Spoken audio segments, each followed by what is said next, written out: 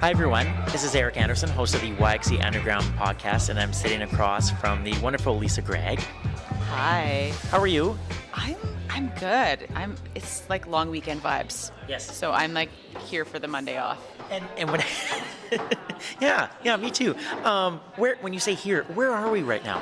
We are at Out of Order Cafe, new and best. No, I'm kidding. There's amazing coffee shops in Saskatoon. But Out of Order Cafe, a coffee shop in Saskatoon on 2nd Avenue that some good friends have recently started. So add it to your list of ever-growing amazing places in the city. Yes. And can you just explain quickly, because this is a unique setup, because I know this place as something else. Yeah, it's kind of like this collective, right? It's like where, oh my gosh, this is where like you put me on the spot and I'm going to get the names wrong. Shelter? Yeah, Shelter. Yeah. Dylan and Cam Tacos. Oh, yes, Dylan and Cam Tacos, yes. Yeah, that's what I was going to, I was like, okay, I was something on that, like Shelter, Dylan, Cam Tacos, and now Out of Order Coffee. So it's perfect because it's like the hours of early morning. Yeah. Obviously, like it wasn't open because we're not slinging beer and tacos at 7 a.m., but maybe like there's a business move there. Don't tell the SLGA. But like, and so a great opportunity for a cafe. And so our good friends, Matt and Shar, took the big leap, and it's amazing. For them. Yeah, this is wonderful here. And tacos and beer at 7 a.m. might be a stretch, or it could be the best thing. A May long thing, maybe. That's true. It's May long. Lisa, what is on your mind these days? Oh my gosh, what is on my mind? I actually wasn't joking when I was like, what am I going to talk about? I'm like, our concert experience last week, Eric. It was pretty wonderful and amazing.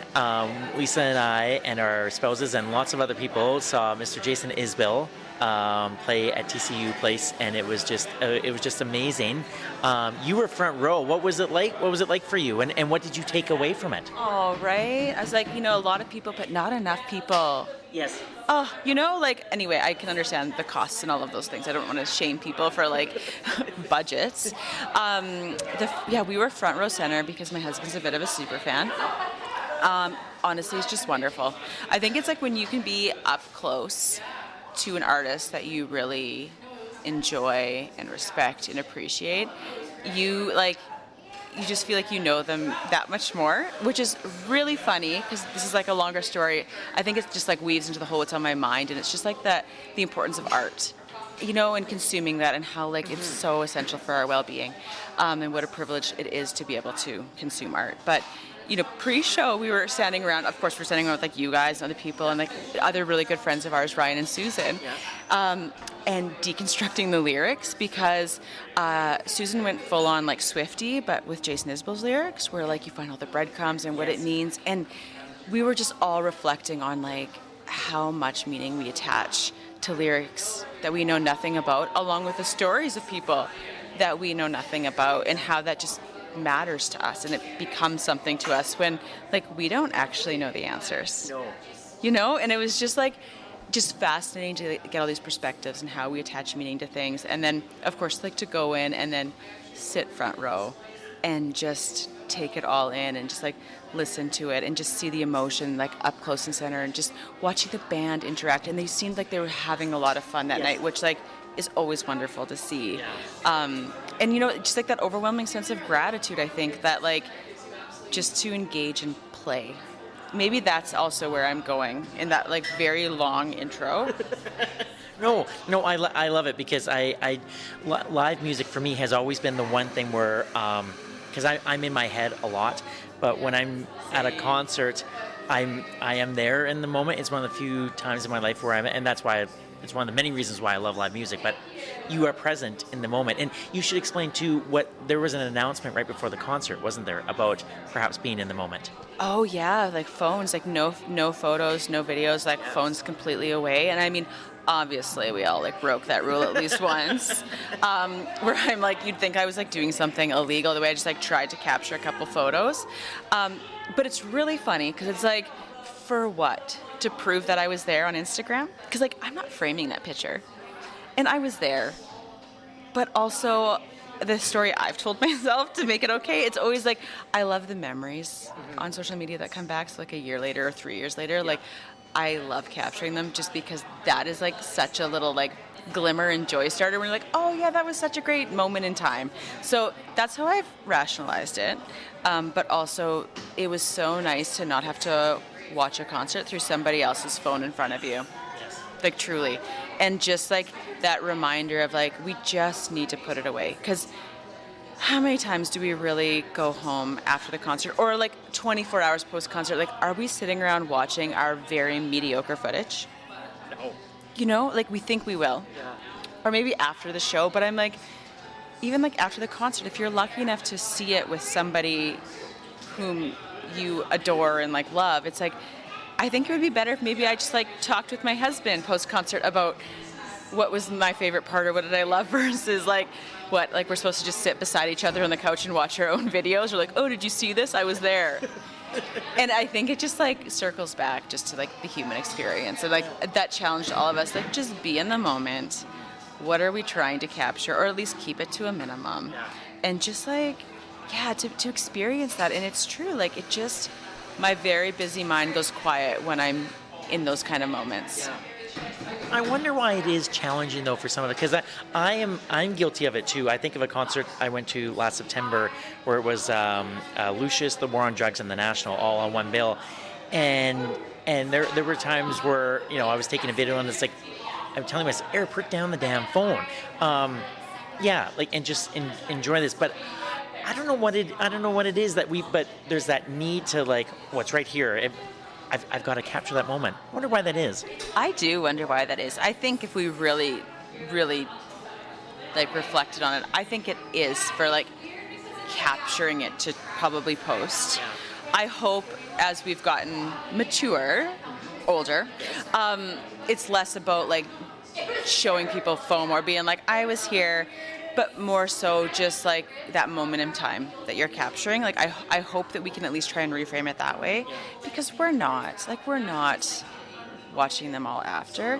But I will say there are some select concerts that maybe if I do scroll way back on my phone that I have to keep buying more memory from like because I don't clean it out, that like I will watch a couple and I do feel good from it. But also I'm like, can I just want to buy the concert video. I wish like more artists were just recording, and again that's an expense, but I would rather just like download the concert that I was at than think that I need to capture a favorite song. Yeah. But you mentioned something when you were talking with your friends, like Susan went full on like deep into the lyrics.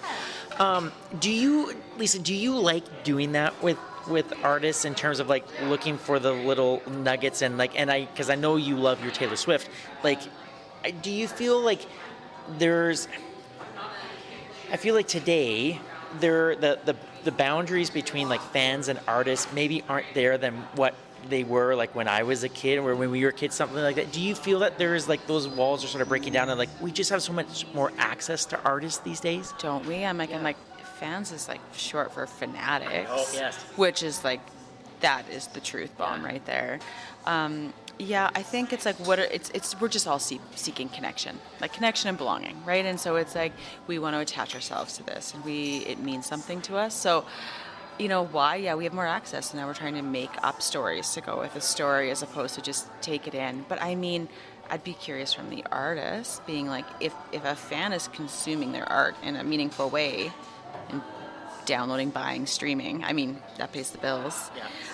And like that's wonderful, I'm sure, and however you want to consume it. But I do think that our access has made us really get into the lyrics a lot more. I don't, but I think it's probably more of like my own capacity crisis where I'm like, I like don't retain it in the same way. Like I don't like put those pieces together. But like, do I love when somebody else breaks it down for me? Oh my God, I love it. Yeah. Like I'm like, oh, tell me that. Like explain that to me. You're like, yes, that makes sense. Yeah. And like Reddit threads, hello. It's intriguing, but I think it's also just intriguing on like what it is that we're after and seeking and how we want to like understand, identify it, and like why it's almost like we get offended when the artist shares the song isn't written first person, or where they're like, that's completely made up, it's got nothing to do with me, and it's like, stop. that has to have something to do with you.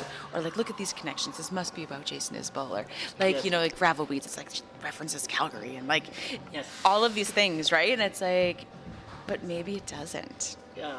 And like, is it our business? So yeah, and that's sometimes I struggle with that. Like, is it my business to know? And for listeners out there, if the new Jason Isbell album is called Foxes in the Snow, and it's a wonderful album. It's very personal. It's very raw, and the lyrics are like, he doesn't hide a lot, does he? And so there's almost points where I'm almost like uncomfortable in a way, because it's like he's sharing so much, and then as the consumer, is that like, what right do I have? Like, it's the lines get blurred, don't they? They really do. I'm also laughing right now because Ross decided to show up today randomly. And hello, Saskatoon! I know you can edit this out, so just come over to me. No. We're But do you want to know what we're talking about? yes, yeah. I assume that's why you're over here. Like, I thought an internal alarm went off. I was going to leave. Oh, we were talking about Jason Isbell and the concert. Oh, never heard of him. Tell me more. Is he any good? What does he do? Is he a social worker? Kind of, though, isn't he? Yeah. Therapist. We were just talking about the lyrics and the meaning and how we like to make sense of them and need to. So Ross is sitting down right now. This has been 2 years in the making. It's really happening. So for listeners, if you don't know, Ross is Lisa's husband, and he is a amazing musician himself, and he's a huge Jason Isbell fan. And we were just talking about finding meaning in lyrics, but also that relationship to like between a fan and an artist, and like the walls. I feel like the walls aren't as big as they once were when we were kids, where it's like, oh, I don't know much about the artist. Now we know so much. And is that a good thing? I think it depends on a number of variables. I think it depends on the artist. I think it depends on your interpretation of how they present themselves online, because that's really how we're getting what we think we know about them, is the glimpses on Instagram or social media or whatever. None of that stuff, in my opinion, is like gives you any inkling of what kind of person they actually are. It, much like songs, we interpret all of that through our own personal experience and baggage, and we twist everything we see and hear to have meaning to reflect our own selves. And I don't... Go ahead. I was like, so he comes in with the buzzkill. As to like, when I go to like make meaning out of a song, I'm like, oh, he's talking about this, he's spilling the tea. And then I'm like met with like Mr. like existential, like, what is time? You know? And it's like... You should have had a caveat that how my brain works is very different than how Lisa's brain works. Ross, do you like having that much access though to artists now? And whether they're a musician or a painter or an author, like just the access that we have now? Absolutely, I love it. Yeah. I vividly remember the day, I have a friend named Corey Hartland who works in tech stuff, and I remember the day this is a long time ago obviously, but I was living in his house, and he was telling me about Twitter for the first time. And I was like, what do you mean you follow somebody? He's like, oh yeah, you follow them. I'm like, why would I want to do that? And I was like, why? None of that appealed to me. But now it's like, yeah, I mean, it's very appealing to have what you think is access to somebody's life for somebody that you revere or adore or are influenced by, or all of those things, right? It's amazing to have that access. How else would have you and Eric known that you should have been sitting outside the double-decker bus when Jason Isbell walked by? So full disclosure, Ross and I were messaging each other when Jason Isbell was in town, and saying like, he just posted a photo, he's in front of the double-decker bus. And then like days after he left, he posted a photo, he had supper at Primal. And it's like, it's so it's amazing access. It's wild. And I was like, when I saw that first picture, I obviously squealed, and I immediately texted you or sent you the picture. Yeah. And then like I liked it, and like I sent him probably 18 messages. And then he didn't post another single thing until after he left town. So I was like, I'm sorry, Saskatoon. And that just reminds us why we just spoke to the fact that fans is short for fanatic. Yeah. And Jen and I are still relieved that we didn't have to come and pick you two up with bail That's due to jail. these, like, obsessive fans. As oh yes, thank you, Lisa, for that. Ross, as a musician though, how comfortable, like, what's the limit in terms of what you want to share with your audience in terms of like personal life and all that kind of stuff? I think for me, it is very different than for Jason Isbell. Yes. Because the 10 people that give do you guys swear on your podcast? That give a hoot what I'm doing are nice, normal people. So I don't really have any lunatics like you and me that follow me around. So for me, it's not a big deal. But I have, 2 jobs. I have 2 boys. I have a wife. I have a house and a yard, and I have so many things that keep me busy. I'm not on a tour bus for 8-hour drives, so I don't have time to overshare, I don't think. And mostly the only things I share are things that a very minute amount of people would be interested in anyways, and that is like records, guitars, pictures of my beautiful family, and that's really about it. And wine, and pictures of wine. So, my sharing would be very niche market anyways, so I don't think I'm ever in danger of oversharing. I don't think in real life, like face to face, I'm 100% an oversharer, but on the internet, it's like, I just can't be bothered, really. Like, I don't know. I wonder if artists like a Jason Isbell or like a Taylor Swift or someone on that status, a Brandi Carlile, if they sometimes long for the days where like there wasn't social media and they could just do other, like, focus on the music or like have that sort of divide. I wonder if they feel that way. Like, don't we all?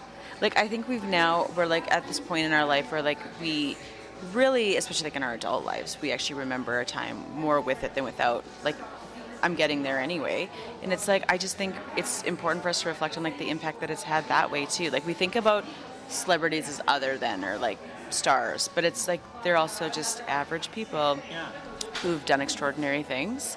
And when it comes to how we're sharing and what we're using in our access to social media, it's like, weren't we all a little more present? Like, are we really at the end of our life going to be like, God, I'm so glad that I spent those hours scrolling instead of playing with my kid? Like, that's like where I just like can't stop ruminating on like when I get caught in those like doom scroll moments, because I'm just like, maybe I'm just trying to take a little break. I'm like, is this really the best thing that I can be doing? And like, the time just flies. And I'm like, is that really what I'm going to remember? Is like, oh yeah, I remember that really funny meme that I scrolled through on that Tuesday afternoon when my kids are melting down? Or should I just been like more present with them or with myself? Like, there's probably a million other better things I can be doing. But we're just, I think, we'll recalibrate. We'll recalibrate. But I just think we need to just get our priorities as to like, what matters? What do we want to consume? How do we want to engage in it? Presence, going all the way back to the start of our conversation about the concert and how nice it was that phones and everything, just put it away. Just put it away and experience it. And we're missing out on experiences. Yeah. It's Ross, any thoughts on that? I agree with much of that sentiment, but I think it's a both and situation, because I think that those artists that you mentioned, maybe not Tay-Tay so much, but like the Brandi Carliles, the Jason Isbells, the artists that are on that level, it is such a valuable tool to connect to their fan base and activate their fan base when they need to for album purchasing or tours or what have you.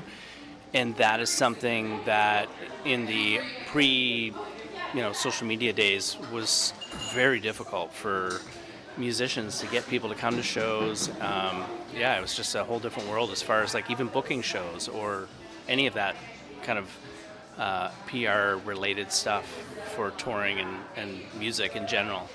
And it's just so easy to let your folks know when you have a new thing coming out, when you have a new tour, when you have a new anything. So that aspect of it, I think, is super valuable to that fan base. For people like Taylor Swift, who is on a whole other level and who I doubt ever operates her own Instagram, again, it's just a business tool in their arsenal where their business kind of people are running that for them.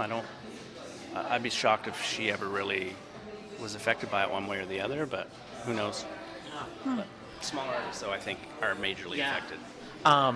The season 7 of the podcast wraps up in June, and my final guest is going to be Dave Stonehouse, who's a local artist here in the city, and I'm just thinking, I can't wait to ask him some of these questions in terms of where you draw that line in terms of like how much promotion you do and focus on that end, using social media with actually focusing on your art and being present and all that kind of stuff. Because, these are tough questions. This is a good conversation, Lisa and Ross. I'm enjoying this. Me too. But I think it is a tough question because I think it goes back to like whatever we do, right? I think it's about like how are we like performing outwardly versus how are we behaving inwardly, and performing outwardly, like how are we showing up in social and like what are we getting for that versus like what are we needing to do to make sure we've got capacity to show up in our daily life and our workplace. And like there's just so many balls in the air all of the time that it's like how are we like balancing? How are we balancing all of that? And so for these artists, it's like, and on the smaller scale, it's like, how are they creating the time and the capacity and the mental load to do what they need to do to create, but then also still like engage with people who are extremely exhausting and depleting and entitled. We do believe we're owed things. I feel so attacked. So then you're doing that while also, still making sure you're carving out the space for you to deliver the thing that you're wanting people to consume. Like, it's complicated, I guess, but everything's complicated. Yeah. This this has been wonderful. Are you leaving, Ross? Okay, thank you. Have a good day. Bye. Well, that was fun. Yeah. Oh my God. This has been lovely, and you've made me think about lots of things, and about what I'm going to ask Dave for the next episode too, in terms of art and balancing everything. Anything else you want to say, Lisa? I'm like, no, but I think it's like find the ways to. I think it's going back to playing and creating experiences that like are enjoyable, that you can actually fully immerse yourself in. I say this knowing that most things cost money now. So it's of course like find free things. I understand that not everybody has access to different opportunities. And I'm like, this is like a call to action, but if you do have access to finances to buy the ticket or go to the show, do it early. Don't wait to the last minute. I think we're in this habit of just like, we wait until maybe something better comes up. And, I think about these more like local artists and people who are like, they need to know who their fan bases are. They need the support. They need to just have engagement. And so all of these people who are putting on all of these things in community for us, when we just like sit back and wait till something better comes along, and like that's also a decision. And I think we just need to show up better for people when we're able to early and not just waiting until the last minute. I think Saskatoon is notorious for being that last minute kind of crowd, so I agree with your sentiment. Thank you for taking time out of your busy day to chat with me today. I hope we have a great long weekend. We're recording this on the Friday of the May long weekend, so any big plans for May long? No, I mean, stay warm. It's kind of chilly here, but other than that, like WNBA regular season home opener, my girl Caitlin Clark tomorrow. So I actually have that in our shared calendar, like tip off. So I will be like talking about like checking out of my other roles as like parent to consume a game. Who do they play? Chicago Sky. Okay. Oh, and Chicago has who's the girl? Yes. And they don't like each other, do they? Angel Reese and Caitlin Clark? Yeah. The media has done a wonderful job of creating a narrative, as they do in all things women's sports. Men don't get the same narrative. That's, I guess, for another thing. That's another story. Ooh, to be continued. Oh, that could be for our June topic. Yeah. And I will. I'll just let you go to town on that one. Thank you, Lisa. Thanks, Eric.